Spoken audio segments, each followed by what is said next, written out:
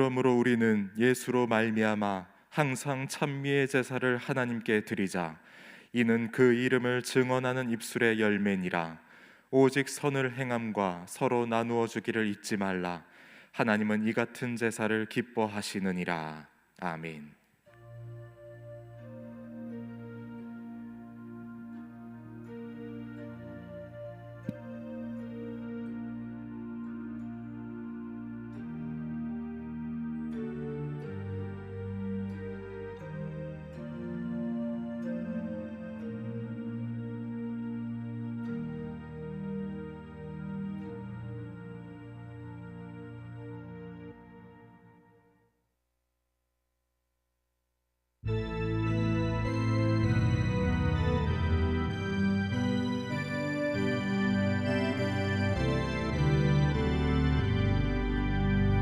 전능한 오셔서 주 이름 찬송케 하옵소서. 영광과 권능의 성부여 오셔서 우리를 다스려 주옵소서.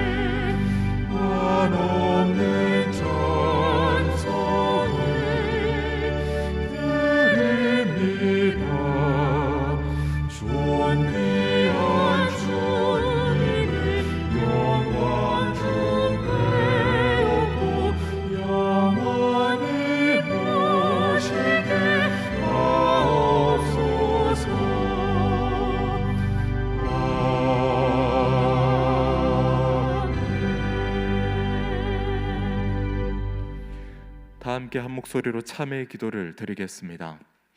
사순절 기간에 십자가를 지신 예수님을 묵상하며 회개합니다.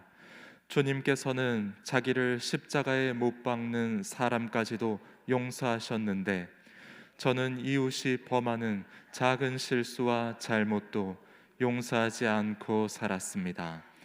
주님은 십자가에서 고난을 당하시면서 죄의 권세를 멸하셨건만 저는 불의와 타협하고 적당히 죄를 지으며 살고 있습니다.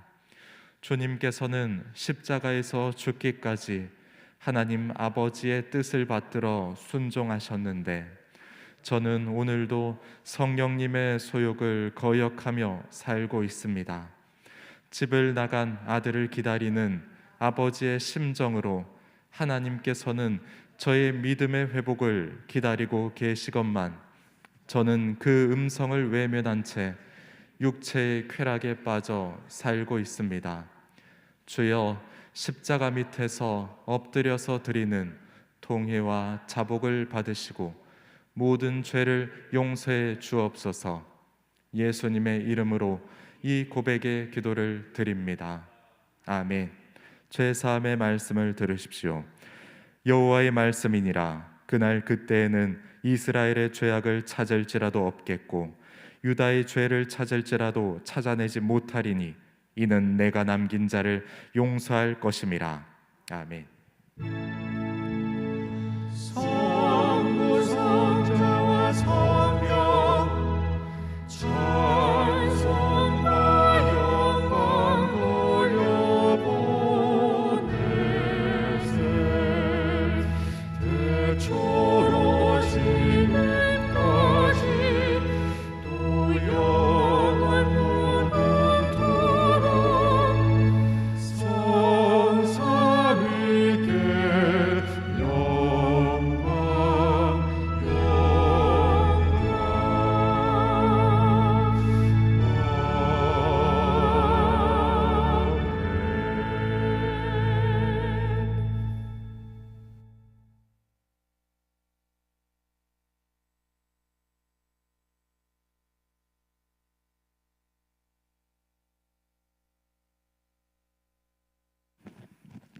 좋으신 하나님, 사순절 기간을 지나고 있습니다.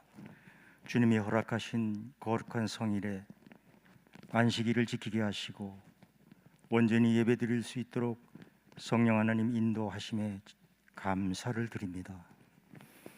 주님을 향한 마음으로 오직 예수 그리스도의 십자가만을 의지하고 이겨낼 수 있는 뜨거운 믿음을 주시고 기도하며 나아갈 수 있도록 인도해 주시는 주님, 함께 하심을 감사드립니다. 하나님, 주님의 나라는 말에 있지 않고 능력에 있다고 하셨사오니 이제 이 모든 것 이겨내서 다 함께 모여 찬양하며 기도함으로 주님의 사랑에 목마른 심령들에게 십자가의 사랑을 전할 수 있는 각자의 주신 사명을 감당하는 우리의 모습 되게 하여 주시옵소서. 하나님, 코로나 사태로 인하여 너무나 긴 시간을 암울하게 지내고 있습니다. 이제 저희들은 진심으로 기도하며 회개하며 다짐합니다. 십자가의 사랑으로 모든 것 이겨내신 주님 사랑에 힘입어 힘든 시간들을 후회하지 않게 하시고 뒤돌아보지 않게 하시고 주님의 나라가 새로운 희망의 무지개를 비추어 줄 것을 믿어지게 하옵소서. 주어진 처소에서 예배하고 있습니다. 진정과 신령한 예배로 임하게 하시고 살아계신 하나님만을 바라보게 하시옵소서. 나라와 민족을 위해서도 기도합니다. 새 정부의 지혜롭고 정직한 믿음으로 함께하는 협력자들이 새로운 대한민국을 이끌어가는데 조금도 부족함이 없도록 우리 모두 기도하게 하옵소서. 선포되어지는 말씀 위에 성령 함께하여 주시고 기름 부으셔서 주님이 주신 그 말씀으로 한 주간 더 승리하는 삶을 살게 하여 주시옵소서. 예배의 시종을 성령 하나님께 의지합니다. 십자가 고난으로 우리를 끝까지 사랑하셔서 살아서 영원히 다스리시는 예수 그리스도 이름으로 기도합니다. 아멘.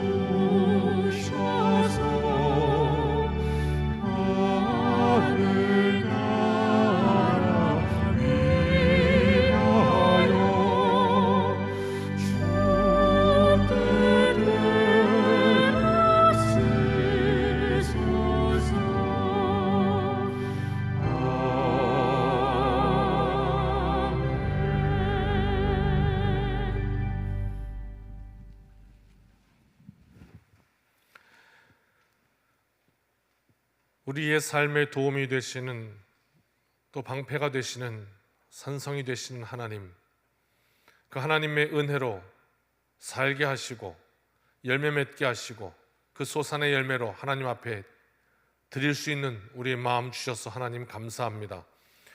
이 시간 귀한 예물 드리오니 받으시고 기뻐하시며 감사하는 심령마다 믿음으로 드리는 그 손길마다 응답하여 주셔서 하나님의 은혜로 충만한 그리스도인으로서 이 세상의 빛과 소금으로 그렇게 살아갈 수 있도록 힘과 용기를 더하여 주시며 날마다 이렇게 드리는 우리의 삶이 하나님께 영광이 되고 역사하셔서 이 세상 속에 하나님의 영광 드러나는 빛되는 삶 되도록 성령님 우리의 삶을 주장하여 주옵소서. 오늘도 드려지는 예배마다 하나님께서 받으시는 예배 또 응답하시는 예배 될 줄 믿사옵고 예수님의 이름으로 기도드렸습니다. 아멘.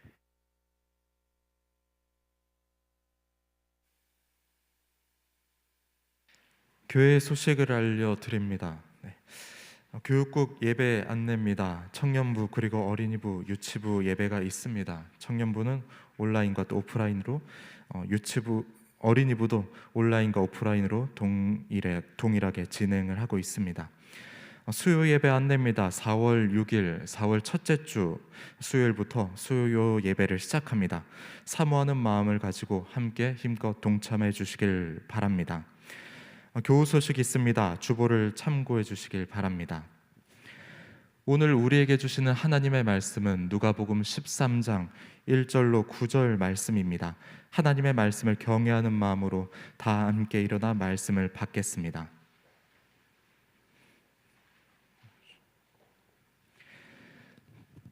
그때 마침 두어 사람이 와서 빌라도가 어떤 갈릴리 사람들의 피를 그들의 제물에 섞은 일로 예수께 아뢰니 대답하여 이르시되 너희는 이 갈릴리 사람들이 이같이 해 받음으로 다른 모든 갈릴리 사람보다 죄가 더 있는 줄 아느냐?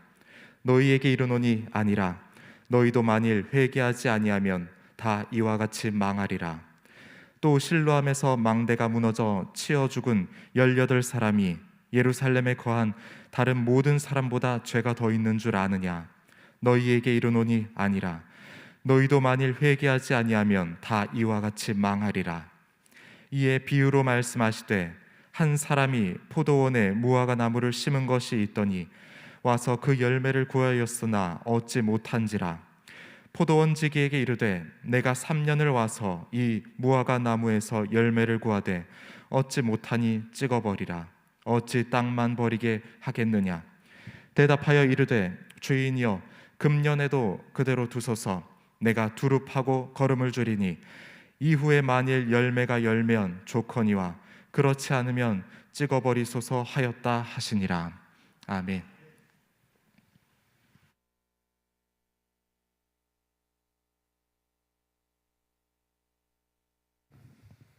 할렐루야.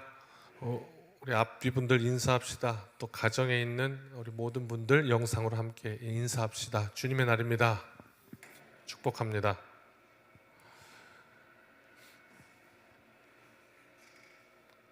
오늘 죄를 아는가? 라는 주제인데 우리가 신앙생활하면서 하나님의 복이 함께 하시길 바랍니다.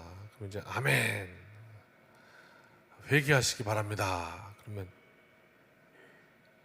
이제 이런 보통의, 그러나 이 회개와 복은 사실 떼어놓을 수 없는 것이고 연결되어 있는 것이고 우리를 구원에 이르게 하시는 하나님의 은혜인 것이고 그것이 곧 복인 것이고 그렇거든요. 회개는 어디서부터 시작되느냐? 죄를 아는 데서부터 시작된다, 이런 이야기예요. 그러니까 평생 그게 죄인지도 모르고 그렇게 일생을 마치는 이들이 다수다, 이런 것이죠. 그래서 오늘 말씀을 통해서 오늘 우리에게 무엇을 들려주시는가 한번 귀를 기울여 봅시다. 인과응보라는 말 아시죠? 무언가 결과가 일어났다면 반드시 이유가 있다라는 이야기예요. 인과응보. 그러니까 잘못을 했기 때문에 지금 이렇게 일어난 것이다. 이 말이 어떨 때는 맞기도 하는데 그 잘못으로 인한 결과가 일어날 때도 있습니다. 이걸 우리가 잘 알아야 됩니다. 그러나 모든 만사의 인과응보다라는 것은 조금 억지가 될 수 있습니다. 왜? 이유가 없이 일어난 일들을 우리는 경험합니다. 그래서 그게 무엇일까? 오늘 이제 보는 것이죠. 논리로 따지면 이 인과응보는 결과를 가지고 과정을 추론하는 것이죠. 어떤 이가 병에 걸렸습니다. 그랬다면 그 일을 보면서 틀림없이 저희는 저 병에 걸릴 만한 잘못을 했을 거야 라고 생각하는 방식입니다. 그런데 여러분, 억지로라도 이렇게 한번 설명해 볼까요? 1호선 전철을 타시면 쭉 가다 보면 신도림역에 이제 도착하지요. 틀림없이. 그렇죠? 쭉 가는 게, 물론 구로행도 있습니다만 그런 예외를 가지고 막 따지지 마시고 간성역에서 전철을 타면 신도림에 간다. 맞죠?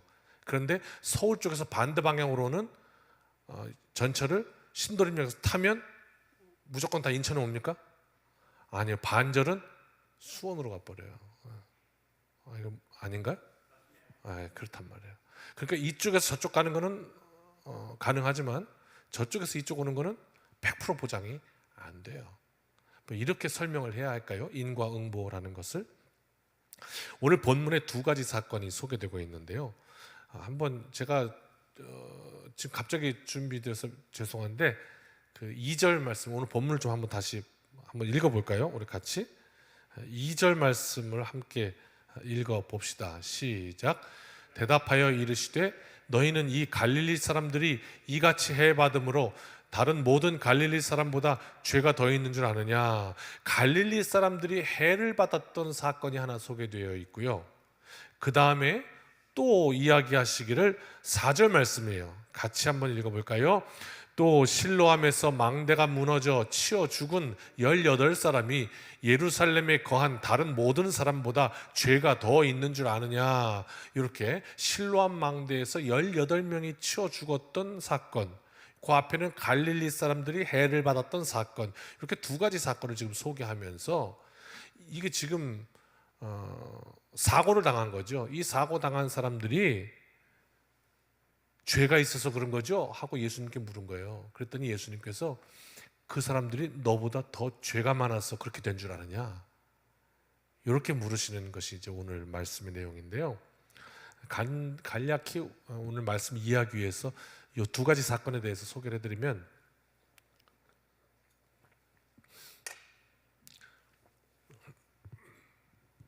갈릴리 사람들의 피, 이게 정확하게 어떤 사건인지는 알기 어렵습니다만, 다만 근거 있는 추측은 당시에 이 로마가 통치하고 있었고 유대는 꼭 우리가 일제 치하에서 독립운동을 하듯이 그렇게, 그러니까 이제 유대인들의 파가 이제 여러 파가 이제 4파 정도가 있었는데 그 중에 하나가 뭐 바리새파고 그 중에 하나가 사두개파고 그 중에 하나가 이제 열혈당원들이라고, 이제 우리나라 정치로 하면 어떻게 될까요? 이렇게 노동당 이쪽일까요? 그래서 이렇게 봉기하고 이런 거 잘 했어요. 그런 당원들이 이제 유대인의 파에 또 하나가 있었거든요. 그들을 주축으로 해서 6월절 같이, 6월절은 명절입니다. 우리로 따지면 명절이니까 사람들이 예루살렘에 많이 올라오겠죠. 요때가 찬스인 거예요. 사람들 많을 때 어떻게 해요? 플랜카드 걸고 우리를 로마로부터 독립하게 하라, 우리의 자유를 보장하라, 뭐 이런 거 이제 시위를 했던 것이죠. 그래서 6월절에 꼭 그들이 그런 시위를 했고, 유대인 역사가 요세푸스라는 사람의 뭐 가장 저명한 역사가이죠. 역사를 저술했던 그의 기록을 보면 그때 이런 기록이 남아 있어요. 어느 6월절에는 3,000명의 유대인이 시체가 성전에 가득 찼다. 성전에 예배하러 올라왔다가 거기서 그냥 학살당하는, 우리도 있죠. 제암리 교회 이런 데서 그냥 교회 안에다가 예배하는 사람들 밖에서 문 걸어 잠그고 그냥 교회 불질러 버리고, 이런 참 가슴 아픈 사건이 있지 않습니까? 그렇게 이제 유대인 역사가 요세푸스에서 기록되어 있고, 또 다른 어떤 6월절에는 2만 명의 유대인이 비슷하게 학살되었다. 3,000명, 2만 명, 이런 역사의 기록이 남아 있거든요. 그러니까 6월절에 사람들이 많이 모였을 때에 명절이니까 이때 이제 이 열혈당원들이 집회를 열어서 로마의 통치에 반발했던 거로 보이는데, 그때 이제 이 갈릴리 사람들이 성전에서 와서 제물을 드리다가 거기서 그만 학살당하는 이런 사건이 아니었겠는가 이제 추론하는 것이죠. 그래서 제물을 드리다가 빌라도의 명을 받은 군사들로 인해서 학살을 당하게 되고, 1절이 이제 그걸 이야기하는 거죠. 그때 죽었던 그 갈릴리 사람들의 해를 받았던 일, 오늘 2절이죠. 그게 그 사람들이 무언가 하나님 앞에 죄를 졌기 때문에 죽은 거 아니겠습니까? 이렇게 이제 묻는 거예요. 두 사람이 와가지고 물었다 이렇게 말씀하고 있는데요. 그렇게 예수께 묻고 있는 거예요. 즉 인과응보를 묻고 있는 것이죠. 뭔가 이유가 있으니까 죽었지 않겠어요? 라고 물었던 거예요. 두 번째 사건은 실로암의 망대 사건이죠. 18명 죽은 것. 이게 이제 어떻게 일어나는 거냐면, 기혼으로부터 예루살렘으로 이렇게 물을 갖다 대는, 물이 필요하니까요. 지금도 팔레스타인 땅에 그런 일들이 일어나고 있지 않습니까? 물이 없어서 막 갖다 넣어주고 이렇게 하잖아요.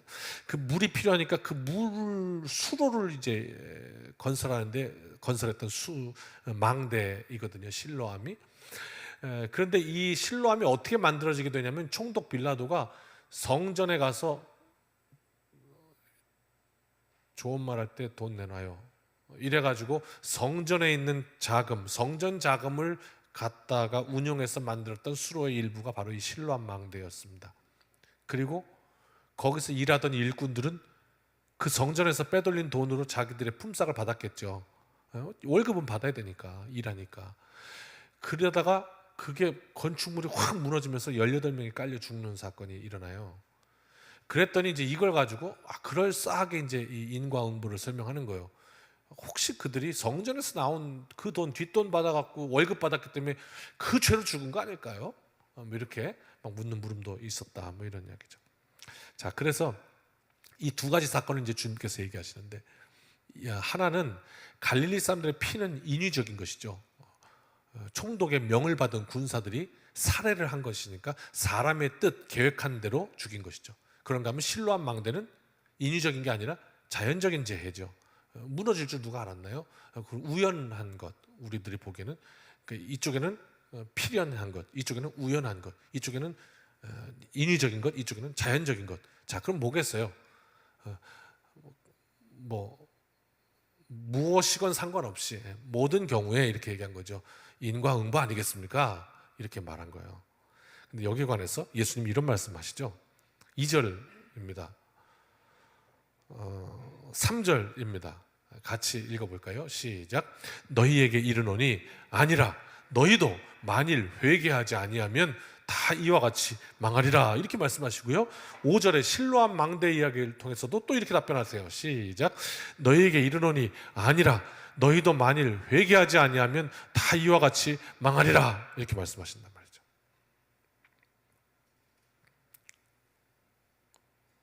여기서 이제 질문이 하나 생깁니다. 갈릴리에서 죽은 사람들이, 오늘 말씀이 조금 이렇게 생각을 해야 되는 거니까 잘 놓칠 수 있거든요. 그러면 이제 다시 영상을 한번 보시면 좋겠어요.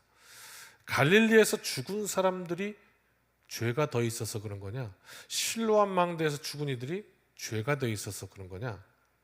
근데 예수님이 아니라 이렇게 말씀하셨단 말이에요. 그러니까 그렇다면 인과응보가 아니라는 거, 그렇지 않다는 건데, 죄 때문에 벌 받은 게 아니라는 건데, 그 등식이 성립이 안 한다는 건데, 회개하지 않으면 이와 같이 너희가 다 망하리라 하는 말에는 회개하지 않으면 망한다, 이런 인과응보가 또 설정이 된단 말이에요.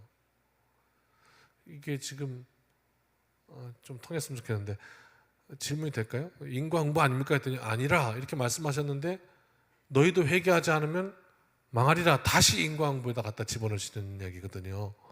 그러니까 이게 뭐지? 벌써 이 모순에 봉착합니다. 아이러니가 딱 생겨버려요. 그 논리상. 그래서 여기서 그렇다면 주님께서 말씀하시는 그 주님의 뜻이 무엇일까? 한번 말씀을 통해 보면 그렇구나 하는 것이 우리가 깨달음이 와져요. 로마서 기자는 시편의 말씀을 인용해서 로마서 3장 10절에 이렇게 말씀했거든요. 같이 읽을까요? 기록된 바 의인은 없나니 하나도 없으며. 그러니까 우린 죄인이란 얘기예요.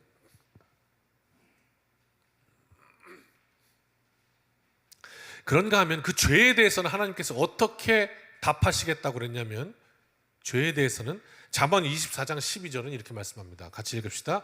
내가 말하기를 나는 그것을 알지 못하였할지라도 마음을 저울질 하시는 이가 어찌 통찰하지 못하시겠으며 내 영혼을 지키시는 이가 어찌 알지 못하시겠느냐. 하나님 아신다 그 말입니다.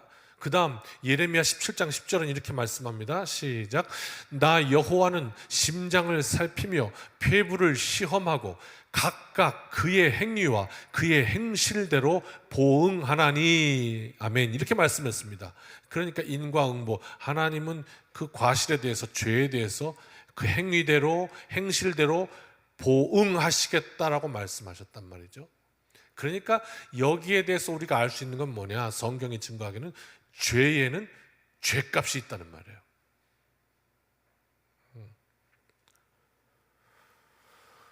그렇다면 이들이 실로암 망대, 또 갈릴리 사람들의 피 사건 그 죄값 아닙니까? 라고 물었는데 또 아니라 이렇게 말씀하셨단 말입니다.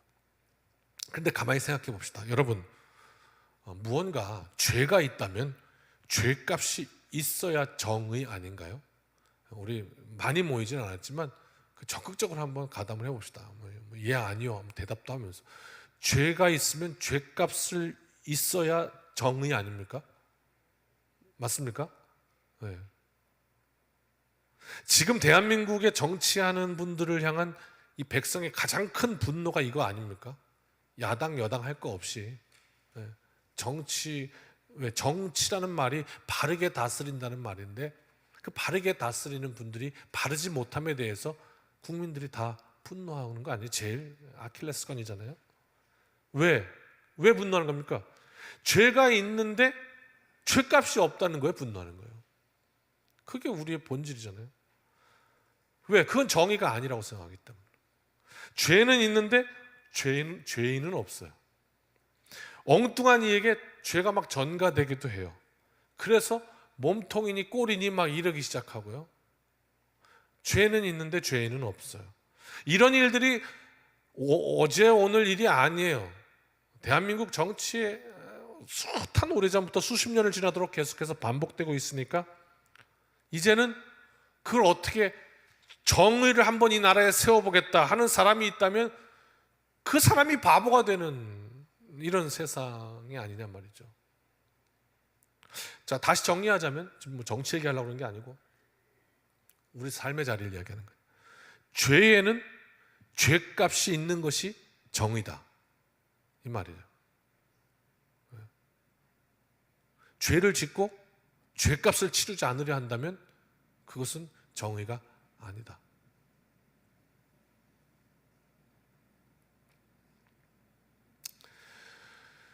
이런 차원에서 인과응보, 죄에는 죄값이 있다라는 말씀을 해주시면서 그러나 너희도 회개하지 않으면 이같이 다 망한다라고 말씀하시면서 그 뒤이어서 곧장 이 말씀을 주세요. 오늘 말씀의 후반부에 6절부터 9절까지 읽어볼까요? 같이 천천히 이 말씀의 뜻을 이야기를 이해하면서요. 시작. 이에 비유로 말씀하시되 한 사람이 포도원에 무화과 나무를 심은 것이 있더니 와서 그 열매를 구하였으나 얻지 못한지라. 포도원지기에게 이르되 내가 3년을 와서 이 무화과 나무에서 열매를 구하되 얻지 못하니 찍어버리라. 어찌 땅만 버리게 하겠느냐. 대답하여 이르되 주인이여 금년에도 그대로 두소서. 내가 두루 파고 거름을 줄이니 이후에 만일 열매가 열면 좋거니와 그렇지 않으면 찍어버리소서 하였다 하시니라. 아멘. 자, 다시 6절이요. 한 사람이 그랬어요. 한 사람이 6절 말씀에 한 사람은 누구를 의미할까요? 하나님을 의미하는 것이죠. 한 사람이 하나님께서 포도원에 무화과 나무를 심었대요. 당시 포도원이면 포도나무를 심어야지 포도원에다가 무화과 나무를 심는 일은 굉장히 특별한 일이에요. 무엇을 의미하냐면 그 무화과 나무는 하나님께서 그 한 사람이 그 주인이 특별하게 생각한 나무다 이 말이에요. 포도원에 무화과 나무를 심었다는 거예요. 자, 그래요. 그 다음에 얼마나 기대가 됐겠어요. 그 포도원 가운데 무화과 나무를 심었으니 말이에요. 저기서는 포도가 아니라 무화과가 열린단다. 그래서 그걸 얻으려고 갔는데 이게 지금 심은 지 3년 됐다는 얘기가 아니에요. 열매를 기대할 횟수가 지금 3년이 됐다는 얘기예요.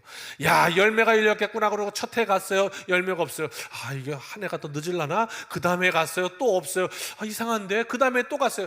이 나무는 열매를 못 맺는 나무인가 보다. 이렇게 생각한 거죠. 자, 그렇다면 여기서 열매는 뭘까요? 여기에서 열매는 뭐냐면 한번 따라 하실까요? 회개에 합당한 열매. 그 열매거든요. 그런데 열매가 없는 거예요. 이상하다. 그래서 포도원지기를 불렀어요. 포도원지기는 누굴까요? 예수님을 의미하는 거죠. 이 찍어버려라 이거. 왜 이 나무가 그냥 땅만 차지하고 있냐? 이거 땅이 아깝다. 다른 거 하자. 찍어버려라. 그랬더니 포도원지기가 한 해만 더 기다려 주십시오. 열심히 제가 거름도 주고 잘 보살펴서 꼭 그 열매를 내도록 하겠습니다. 그때도 안 된다면 그때 찍어버리소서라고 얘기합니다. 찍어버리는 건 뭘 의미할까요? 심판을 의미합니다. 이런 말, 이런 이야기를 주님께서 그 뒤에 해주십니다.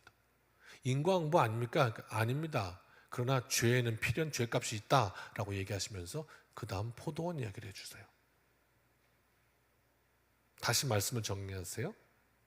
사람들이 와서 물어요. 아무개가 이번에 화당한 건 저 아무개가 죄가 많아서 그런 것이죠. 그랬더니 주님은 너희도 회개하지 않으면 망해 라고 얘기하세요.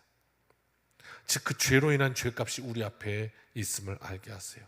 그러나 아직 오늘 우리에게 이것이 끝이 아닌 것은 예수께서 회개의 열매를 맺기 바라시면서 길이 참으시는 은혜로 기회를 주셨다. 그게 오늘 우리의 실존이다 그 말. 그리고 우리가 그 기회 앞에 서 있다는 것을 알려주시는 것이죠. 오늘 말씀을 계속 묵상할 필요가 있습니다. 그 사람들은 왜 와서 저 사람들 저 죄 때문에 그런 거죠? 라고 물었을까? 그 이면에는 그러니까 나는 저 사람과 같은 죄가 없어요 라고 얘기하는 것이죠. 역시 자기의가 나옵니다. self-righteousness가 나와요.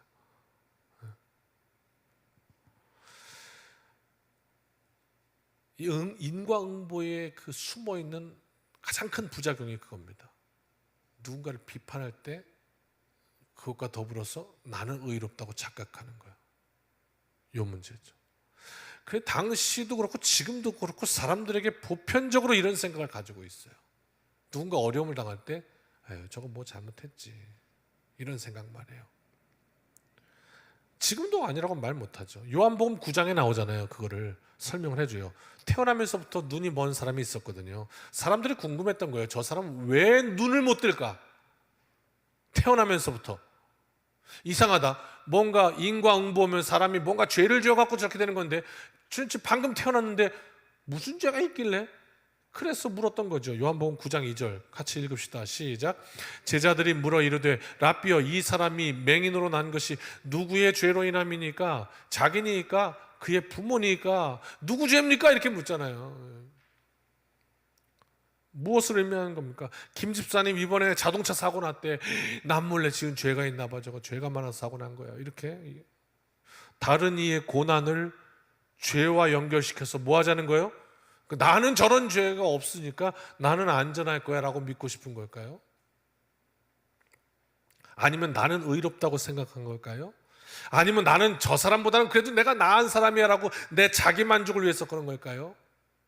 이거든 저거든 아무튼 정죄하기 좋아하는 사람들의 특징이 있죠. 입에 불이 나게 비판하다가 이게 잘못됐어 저건 잘못됐어 그냥 면도칼로 막 쓸다가 그러다가 어떤 이가 그 사람을 향해서 당신도 똑같아요 이러면 그거 못 참습니다. 비판 잘하는 분들이 동일한 걸로 비판을 받으면 못 참아요. 아킬레스건이죠.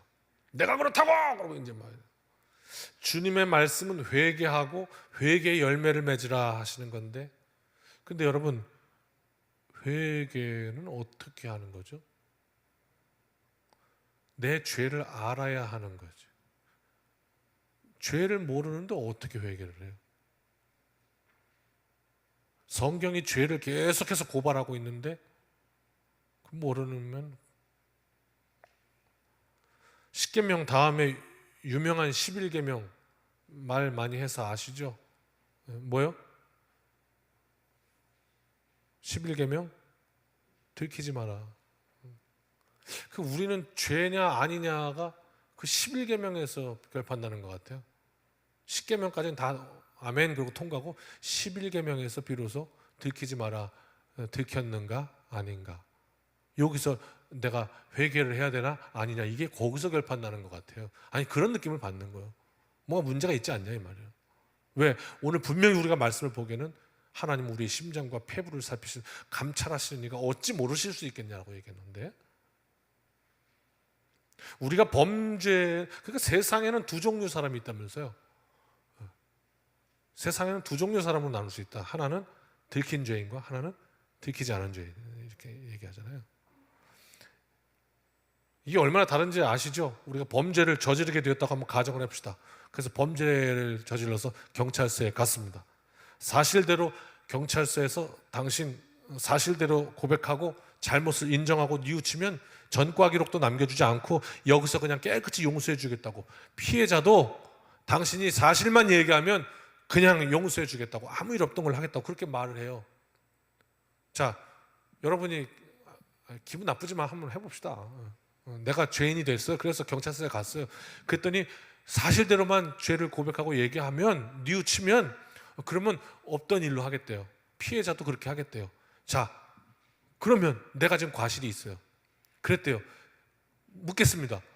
이게 지금 감사할 일입니까? 화낼 일입니까?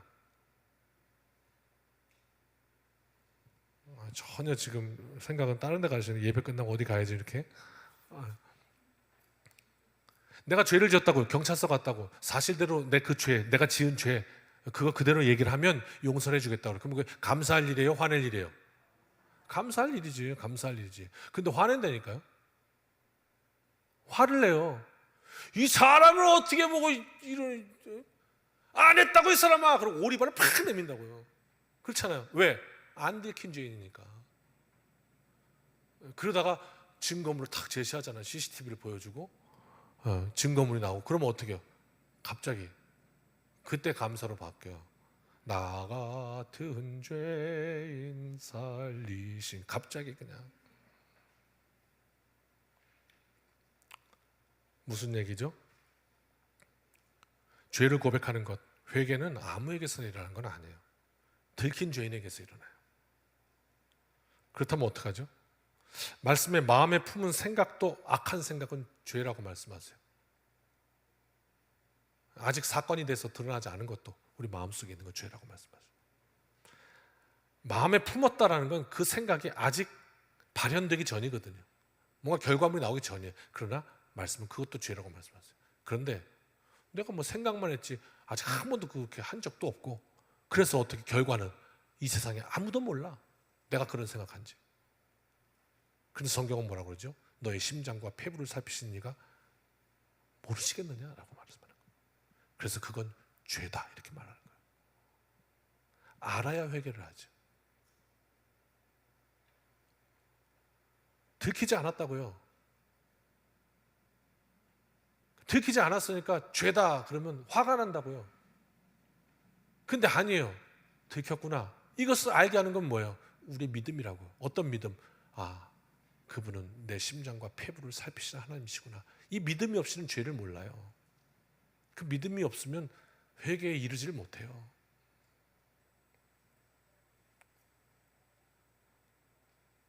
심지어 말씀은요, 우리가 사는 이 세상 속에서는 전혀 죄가 아닌 것까지도 죄라고 선언하고 있어요.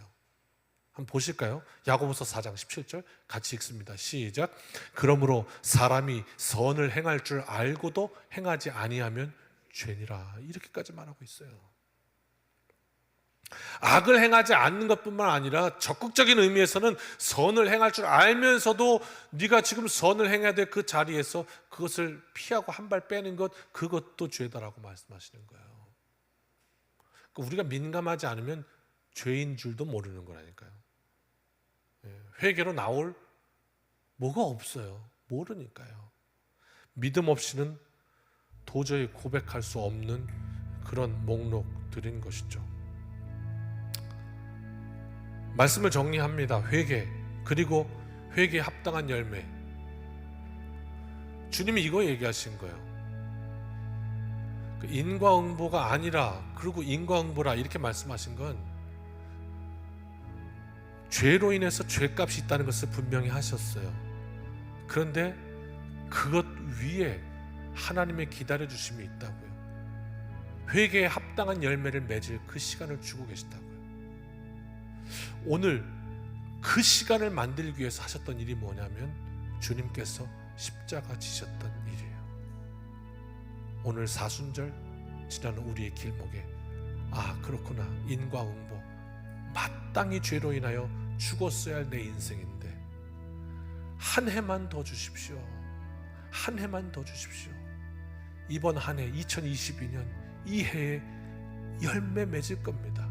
회개에 합당한 열매를 낼 겁니다.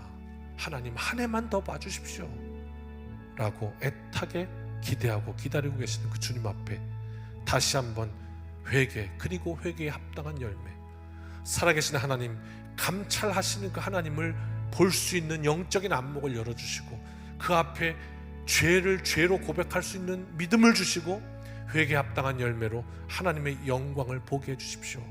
오늘 그렇게 기도하고 승리하는 이 한 주간 되시기를 주님의 이름으로 축원합니다. 우리 찬양합시다.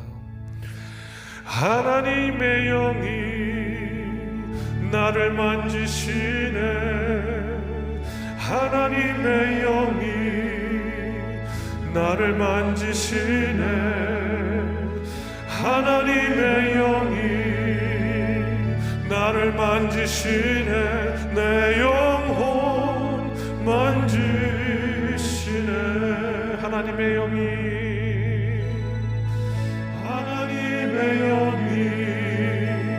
나를 만지시네. 나를 치유하네. 하나님의 영이 나를 치유하네. 하나님의 영이 나를 치유하네. 나를 치유하네. 주님 내 영을 치유하소서. 치유하네. 다시 고백합니다. 하나님의 영이 나를 살리시네. 하나님의 영이 나를 살리시네. 하나님의 영이 나를 살리시네. 하나님의 영이 나를 살리시네. 내 영혼 살리시네. 주의 영이 우리 속에 가득해지네. 우리 영혼 기쁨으로 주께 나오며 주 찬양 마음껏. 하나님의 영이 나를 살리시네. 하나님의 영이 나를 살리시네. 하나님의 영이 나를 살리시네. 내 영혼 살리시. 하나님의 영이 자유케 하시옵소서.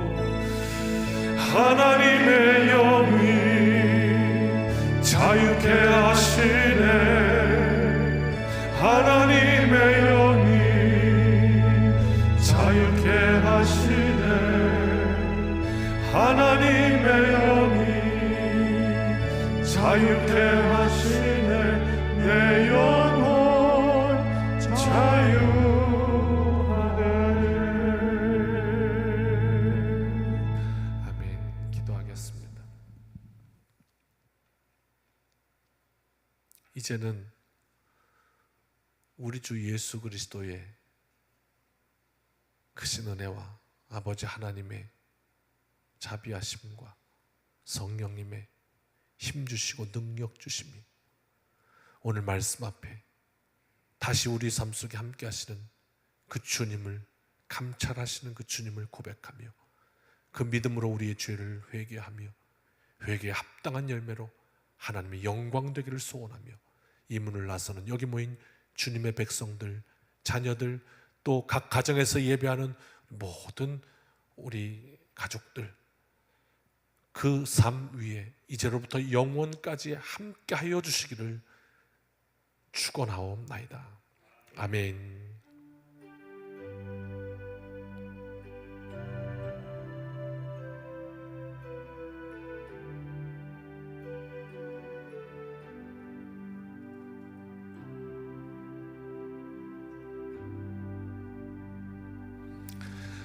사랑하는 성도 여러분, 이 한 주간도 주님의 은혜로 승리합시다. 아멘.